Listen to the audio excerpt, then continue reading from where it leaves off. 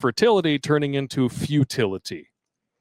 And of course, what's one of the ways that women try to dodge the accountability of their biological clock? Freezing their eggs. The chilling truth about freezing your eggs. You don't even really need to read this entire article. We already know the You deal. only need to read the first paragraph. Mm-hmm. And this is why. Egg freezing, a process by which eggs are removed and cryogenically stored to prevent age-related decline, has seen a rise in popularity with a 3-fold increase since 2014, according to research from the London Women's Clinic. Now, why is this significant? Because this article was written in 2017. Wow. So within 3 years, you had a 300% increase. I'm just wondering how high it is now. Yeah, I'm curious myself. If anybody has that's like 6 years away. Yeah. When you sent me this, I read it, and I'm like, when was this written? Holy shit. Wow. Meanwhile, recent coverage of a social egg freezing advocate such as Dr. Emily Grossman, I enunciated it that way on purpose, seems to offer hope to women who want to buy time before meeting the right partner or to delay pregnancy. Ostensibly, egg freezing offers women this breathing space to preserve their chance of having a baby without compromising on other aspects of their lives. Sounds like more narcissism to me. Well, all right, hang on here a minute. All right. So, what are the actual success rates of unthawing said eggs and actually successfully fertilizing them? 14%. Okay. 14%. And that's even before they get put in the old tobacco purse. Yes. 14% is actually lower than naturally getting pregnant within 3 months of trying in your mid to late 30s. Okay. You have about a 30% chance of naturally conceiving within 3 months during your 20s. All this information is available in the sources on redonkulous.com. It's all in the sources for redonkulous.com. Yeah. Wow. We don't have to read the whole thing to them. No, we don't have to read the whole thing. But that by itself, right there, just the fact that it was a 3-fold increase in 3 years. I'm just wondering. Wow. I mean, wow. So that would be, if it continued along that same track from 2017 to now, would be about a 600%. 700 yes. increase. Wow. Absolutely freaking insane. It's going to. And what does this cost? According to Forbes, the cost of being a strong, independent career woman. Because, it's not about being a career woman. It's about not having enough marriageable men. Even though we've insisted on shoehorning ourselves into men's spaces, but displacing them with the help of subsidy, the same government we claim is a patriarchy and wants to oppress us. I mean, do I really need to go any further? No, you don't.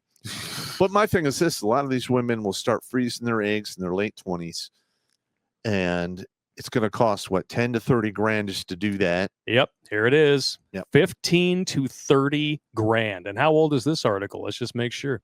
This is from 2023, so this is updated. These costs are current. 15 to 30 grand.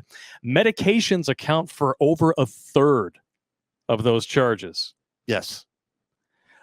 And as we all know, Big Pharma totally has your best interests in mind. Wink, wink. Yep. Nudge, nudge. Wash your pussy in the sink. Oh, my God. You are correct, fine sir.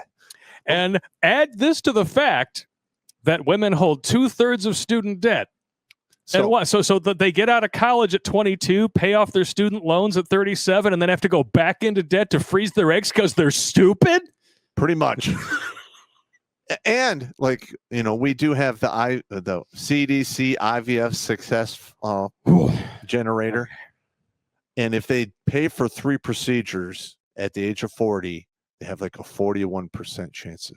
Yes. And this is something that you can calculate yourself. Mm-hmm. If you know ladies who have, given up the kids or claim they don't want any, whatever, and then, you get the inkling that the baby rabies might be biting, they're going to start foaming at the mouth and the lips. Mm-hmm. You can send them to here. The IVF Success Estimator from the CDC.gov. They could plug in the background and history, diagnosis plans, everything, and then you can calculate the success rate. Mm-hmm. It's astonishingly low. Yes, it is. And, like what I came up with here when I did the age of 40. Yep. Okay.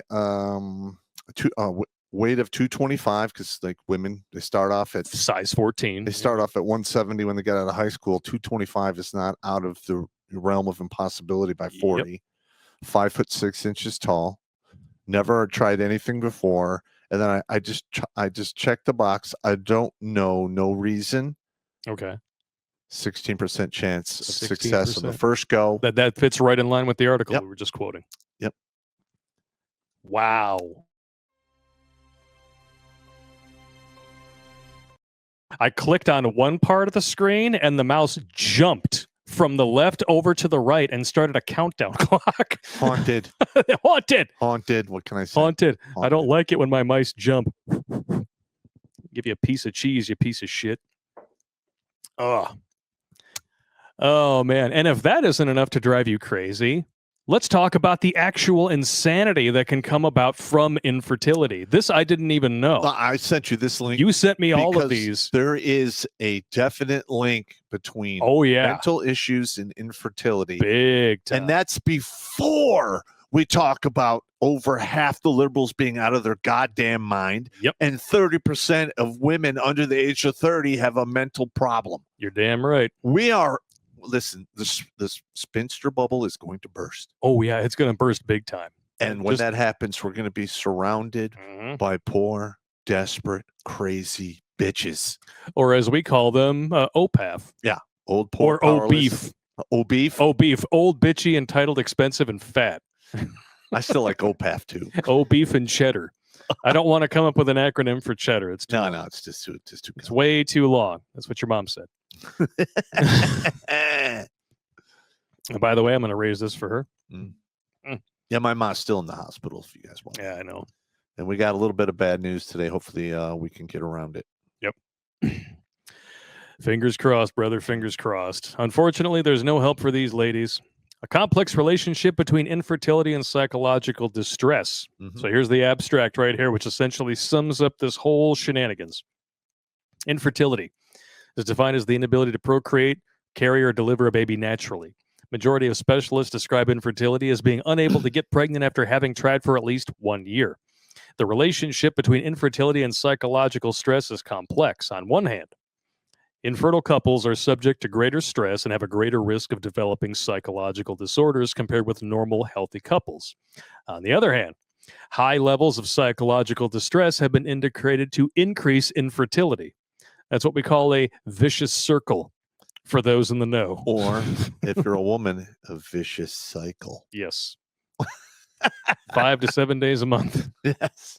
Therefore, in the present review, the main factors that may lead to increased stress in couples who try to conceive, psychological stress is the reason for infertility, and the therapies that can help decrease psychological distress and increase chances of pregnancy are underlined. In addition to the psychological side effects that may occur from infertility itself, a range of other side effects can be caused by hormones and drugs used to treat infertility. No, it's not like Big Pharma wants to turn you into perma patients. Monkeying around with somebody's hormones. That's not why we're opening up gender clinics for children all around the country, right? Yeah, right. Ooh. I mean, if these hormones are bad for women who naturally have them, then they must be perfectly safe for young kids who don't, right? Winning. No. Watch Grunt Speak live every Tuesday and Thursday at 8 p.m. Eastern. And if you want to join Pop for Supporter Sundays, go to redonkulous.com/donate and make a monthly pledge. A link is in the Meat Gazer box.